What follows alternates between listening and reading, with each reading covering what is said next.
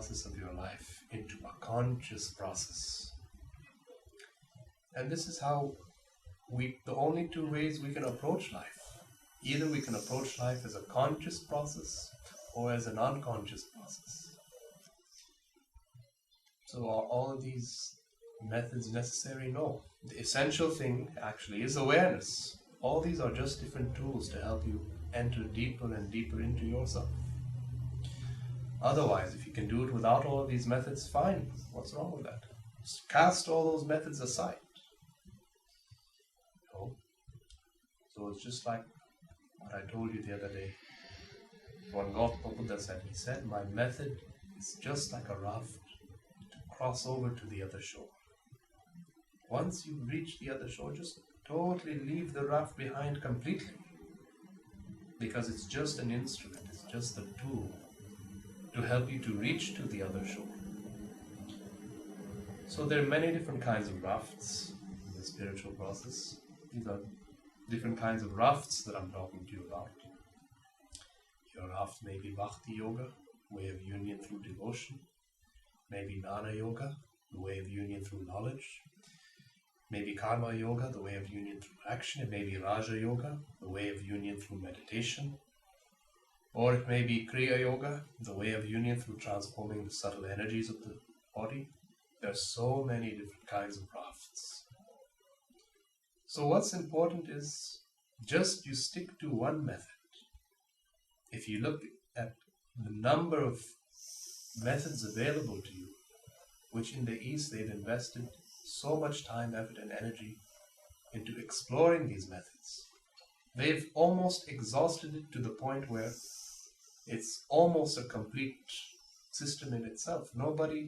You cannot add something more to it. Almost every possibility of how to enter inwards to discover the deepest depth within you has already been explored. If you can come up with an original way of doing it, I'll be really surprised. Almost every possibility you can think of, all the mathematical probabilities you can think of, have already been almost thoroughly explored. So let's not waste time. Time is short.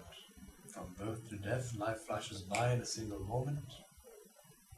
And we can spend so much time fluttering like a butterfly from one leaf to another leaf, from one thing to another thing, with our energies scattered all over the place.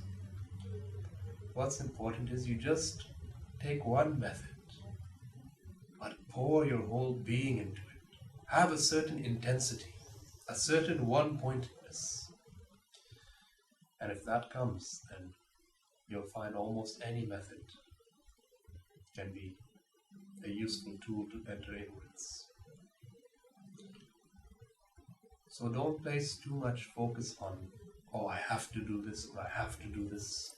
The important thing is intensity. Like I told you about Ramana Maharishi, who became awakened at a very young age, just 15 years old, without any previous training, without a guru, without a master to guide him through the process. It took him just 2 minutes, around just a few minutes, but of inquiring, who am I? But in those few minutes, his involvement was so intense that he passed through the barrier and he recognized this Buddhahood. So it may take a few minutes. Some people who are less receptive, it may take lifetimes. Whether it takes lifetimes, whether it takes 60 lifetimes, whether it takes 60 seconds, whether it takes 60 minutes, the important thing is intensity. Remember, intensity need not mean lifetimes upon lifetimes. Like Ramana Maharishi, I told you, he just spent a few minutes, but his intensity was total. See, intensity is more of a question of quality. It's not a matter of quantity. The quality of your involvement, the quality of your receptivity, the quality of your absorption, the quality of your silence. So Don't think of it as necessarily, oh, I have to torture myself with heaps of practice. Maybe it will take heaps of practice. But I'm telling you, if you have this predetermined idea in your mind that it must take lifetimes upon lifetimes, it can become a self-fulfilling prophecy. Because you're already thinking in that way, you'll start moving in that direction. And eventually that becomes your living reality. That it must be difficult, it must take ages, it must take lifetimes of torturous work. So don't think in that way, that it must take a very long time. If it takes a long time, fine, let it be. What's just important is to understand what are my present obstacles, my present limitations. This is how the process of expansion is. You understand what are the present boundaries that are working in my life. And through insight is like medicine. It's like a kind of alchemy. Anything that becomes touched by insight is immediately transformed. So you have insight. What are my present obstacles? These psychological obstacles in yoga, they're called klishas. There's many different klishas of the mind. Different psychological obstacles which are preventing you from coming to sharper and sharper clarity. So you understand what are these present obstacles. Again, don't think of moving from point A to point B. Then you're missing acknowledging what is my immediate reality. So those obstacles disappear, you'll find a new set of obstacles. Understand those obstacles, you'll move beyond them, you'll find yet again a new set of obstacles. And like this, we are expanding from one dimension to the next, to the next. But always it must be present-oriented. That's the thing, it must always be present-oriented. And it's a lot more simpler than you may think. It's just because we're so much caught up in our programming, we're so much caught up in our conditioning, our ordinary sleep, that living just the simplest thing as living with wakefulness seems to be almost impossible. Like right now, you're present, aren't you?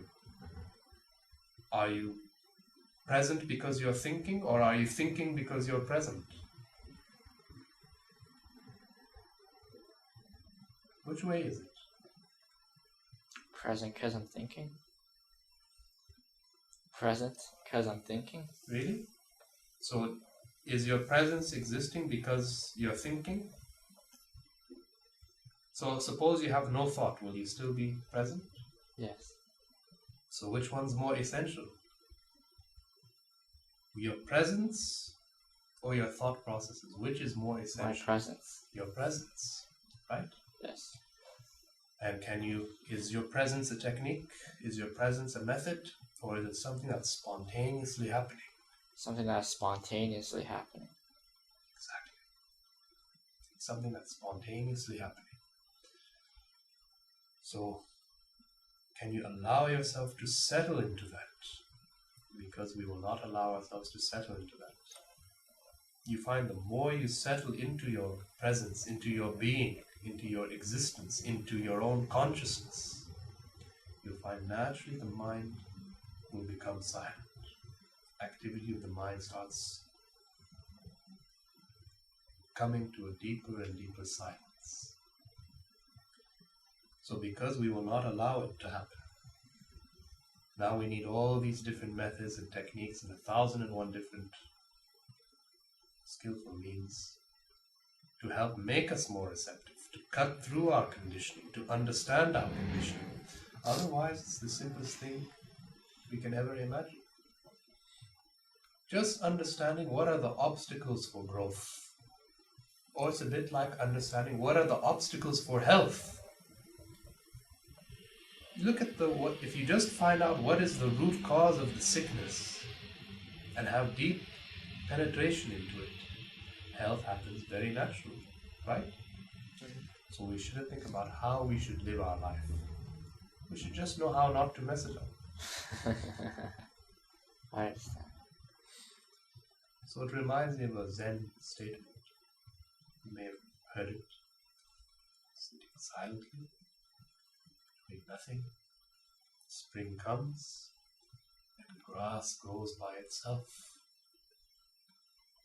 When the conditions are right, when the atmosphere is right, the seed expands into a tree. The tree starts bearing fruit. The fruit falls onto the earth, spreads its seeds. More trees start growing. Just when the conditions are right, life is exploding with creative energy.